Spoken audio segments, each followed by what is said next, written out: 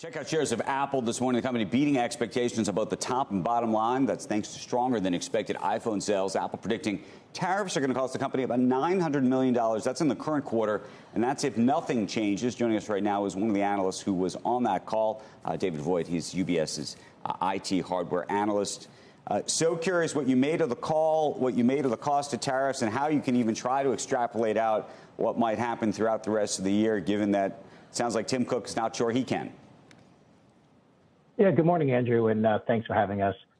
I would say the quarter was exactly as we'd expected. So we had previewed a relatively solid quarter. We thought there'd be a little bit more consumer pre-buys ahead of the tariffs. Apparently that didn't happen last night, according to Tim and the rest of the management team. But you're right, the outlook going into the June quarter and ultimately the second half of this year is incredibly challenging. The one thing that I would just point out real quickly is they framed the impact from the tariffs to be about $900 million of an impact in the June quarter.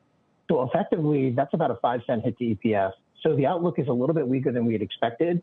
But ultimately, you're right. The outlook in the second half of this year is a little bit more murky than people had expected. What do you think of the services piece? Yeah, services is interesting, right? Consistently, that business has been growing 12, 13, 14%. This quarter, it grew 14% when you back out the effects of currency. So we think that's actually a really good result in this environment.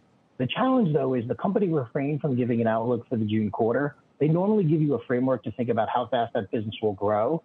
I don't think that's an indictment on the services business. I think the company's trying to give themselves multiple ways to hit numbers for the June quarter. So I think it's going to slow a bit. But effectively, I think the business is still a very good business, but maybe not as strong as people might have anticipated going into the quarter. So, but going into the fall, I mean, that's going to be the big one for these guys. That's when the new phones come out. And the question is, are we going, where are we going to be in the cycle? It's not really a super cycle upgrade, I don't think. Maybe you think there's a big surprise coming.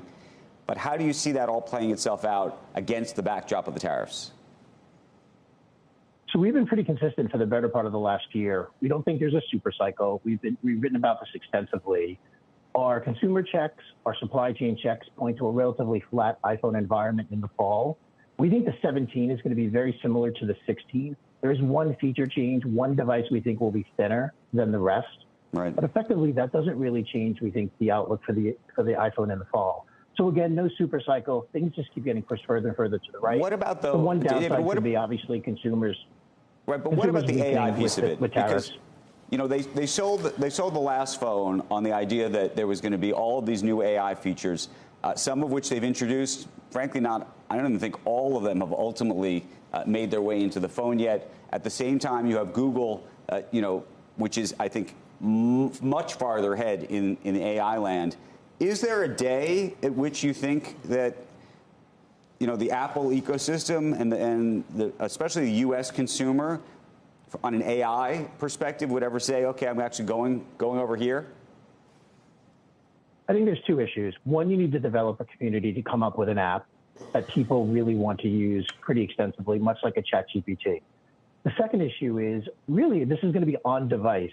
So you need a much different form factor as well as different specifications to run these applications on the device without effectively killing your battery. And also, look, 5G pervasiveness is not as strong as people had anticipated.